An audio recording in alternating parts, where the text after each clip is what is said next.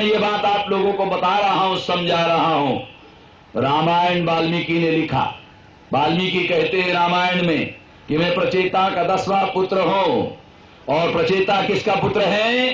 वाल्मीकि कहते हैं ब्रह्मा का। इसका मतलब है वाल्मीकि कहते हैं कि मैं लखनऊ के किसी ऐरिया गैरिया नत्थु खैरिया ब्राह्मण के परिवार का पैदा हुआ नहीं हूं। मैं तो डायरेक्ट ब्रह्मा के खानदान का हूं। अब जब डायरेक्ट ब्रह्मा के खानदान का वाल्मीकि अगर है तो उसकी बात को झुटलाना ठीक नहीं होगा। रामायण में वाल्मीकि ने लिखा, क्या लिखा? कि अयोध्या कौशल्या की ससुराल है और बैका नहीं है। वो लिखा, अब जो लिखा वो बता रहा हूं। और राम कौशल्या का प्रथम पुत्र है, ये भी वाल्मीकि ने बताया। अब मैं क्या कर सकता हूं, जो उसने बताया वही बता रहा हूं कि राम कौशल्या का प्रथम पुत्र है और अयोध्या कौशल्या की ससुराल है, मैका नहीं है। तो कौशल्या अपना प्रथम पुत्र पैदा करने के लिए अपने मां के घर गई होगी। मां कहां रहती थी? कौशल्या कौशल देश की रहने वाली थी। कौशल देश कहां है? तो इतिहास बताता है बिहार में है।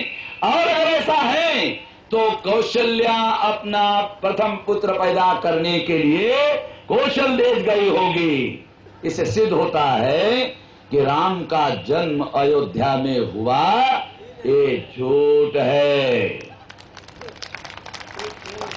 अगर ब्राह्मण ये कहे नहीं नहीं नहीं, ये तुम्हारी परंपरा हमें मंजूर नहीं है, अगर कोई ब्राह्मण ये कहता है नहीं नहीं तुम्हारी परंपरा अलग है, हमारी परंपरा अलग है, अगर कोई ब्राह्मण ऐसा कहता है तो इसे सिद्ध हो जाएगा अगर हमारी परंपरा अलग है, तुम्हारी परंपरा अलग है, तो तुम भारत के रहने वाले नहीं हो, ज्यादा खतरनाक है।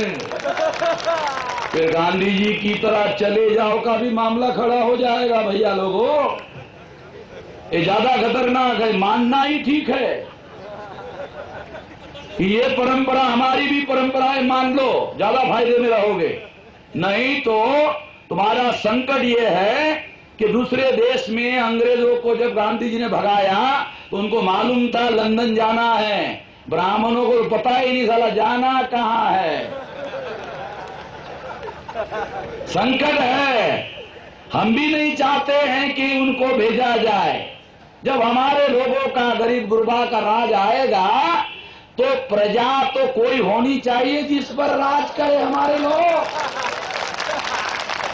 अरे भाई, चमार चमार पर राज करे मजा नहीं आवेगा, दुसाद दुसाद पर राज करे मजा नहीं आवेगा, जात जात पर राज करे मजा नहीं आवेगा, पिछड़ा पिछड़े पर राज करे मजा नहीं आवेगा। जब पिछड़ा ब्राह्मण पर राज करेगा गद गद हो जाएगा। अरे मजा आवेगा। जैसे खाना खाते खाते थोड़ा अचार लगाते हो मजा आ जाता, पापड़ खाते हो मजा आ जाता, वैसे मजा आएगा। तो मजा भी आना चाहिए, जरूरी है मजा का भी। नहीं तो ऐसे ही दुखी होकर खाना खाते रहो, साला मजा नहीं आएगा, राज करते रहो मजा नहीं आएगा। तो इसलिए हम नहीं चाहते उनको भेजा जाए। मगर एक मौलिक बात मैं आप लोगों को बताना चाहता हूं कि इस घटना से सिद्ध होता है कि राम का जन्म अयोध्या में नहीं हुआ। दूसरी बात, आज के तारीख की बात है। आज के तारीख में उत्तर प्रदेश में और देश भर में इतिहास की किताबें पढ़ाई जा रही है, ब्राह्मणों ने लिखी है। उसके किताब में लिखा हुआ है कि अयोध्या का राजा राम कभी भी नहीं थे।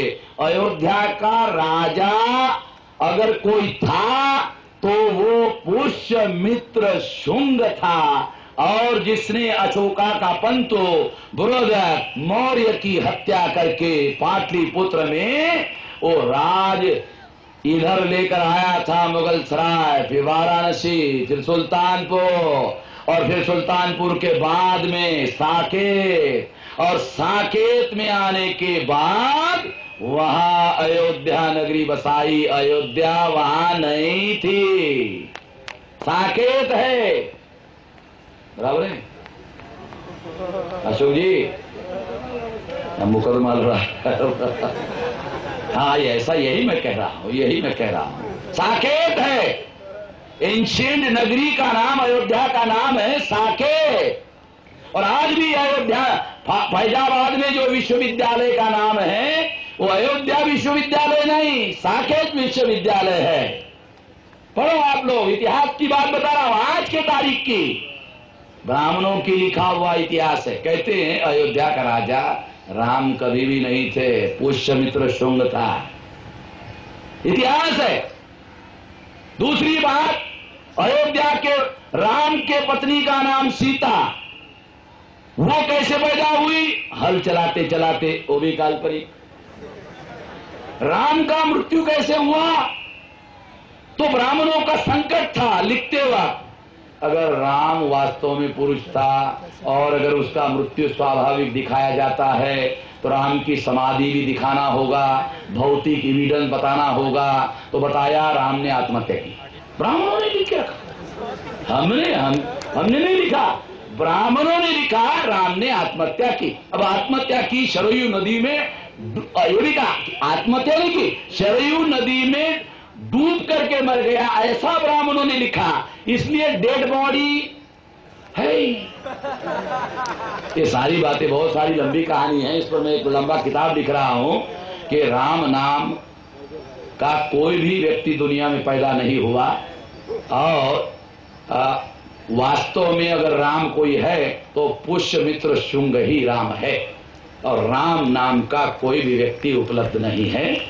और पुष्यमित्र शुंग का जो राजपुरोहित था वो वाल्मीकि था और वाल्मीकि ने पुष्यमित्र शुंग को सामने रखकर रामायण लिखा था। जैसे कालिदास ने विक्रमादित्य को सामने रखकर संस्कृत का काव्य लिखा, उसी तरह से वाल्मीकि ने पुष्यमित्र शुंग को सामने रखकर रामायण लिखा। और इसलिए रामायण का राम कोई और नहीं है, पुष्यमित्र शुंग ही है।